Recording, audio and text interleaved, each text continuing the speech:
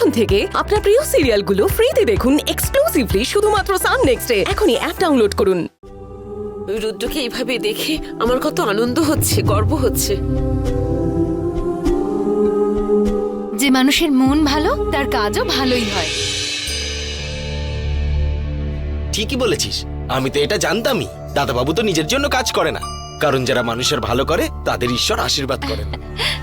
আরে এমনটা নয় চন্দু কাকা, নিজের জন্য যে কাজ করা হয় তাতে স্বার্থ সিদ্ধি হয়, আর অন্যের জন্য কাজ করলে তাতে দেবতা সন্তুষ্ট হয়। হ্যাঁ, আমি তো একই কথা বললাম, শুধু একটু ঘুরিয়ে। কি বলছো কি?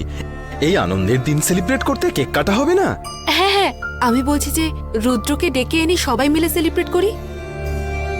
ওকে ছাড়া সেলিব্রেট করা তো ঠিক হবে না।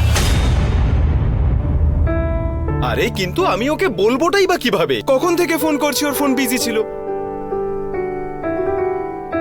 তাই আমি ভাবলাম ওকে গিয়ে সারপ্রাইজ দিয়ে আসি। হ্যাঁ চলো বড় মা, গৌরী দেবী, চন্দু শেঠ, চলো। আরে আমি তো আবার ওর জন্য একটা কেকও কিনে এনেছি, সকলে সেলিব্রেট করব।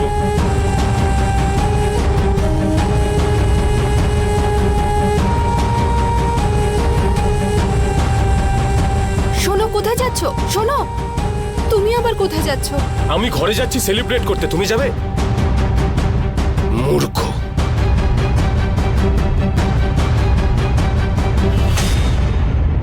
আরে রুদ্র কামাল করেছে, রুদ্র ফাটিয়ে দিয়েছে, রুদ্র কামাল করেছে। রুদ্র, আরে সমস্ত কম্পিটিটরের মুখ বন্ধ হয়ে গেছে, তুই ঘুমোচ্ছিস? এই এই রুদ্র, রুদ্র, এই রুদ্র, রুদ্র ওঠ না ভাই, এই রুদ্র ওঠ না, রুদ্র, রুদ্র ওঠ না। আরে আমরা সব সেলিব্রেশনের মুডে আছি আর তুই ঘুমোচ্ছিস। আরে রুদ্র, এই রুদ্র ওঠ না ভাই, এই রুদ্র, রুদ্র। পুষ্পাদা, মনে হচ্ছে প্রচন্ড ক্লান্ত হয়ে ঘুমোচ্ছে। থাক, ঘুমুক না, আমরা পরে আসবো। আরে এটা আবার কোনো কথা হলো নাকি গৌরী দেবী? আরে ওঠ না রুদ্র, ওঠ, নইলে কিন্তু গায়ে জল ঢেলে দেব। ও এভাবে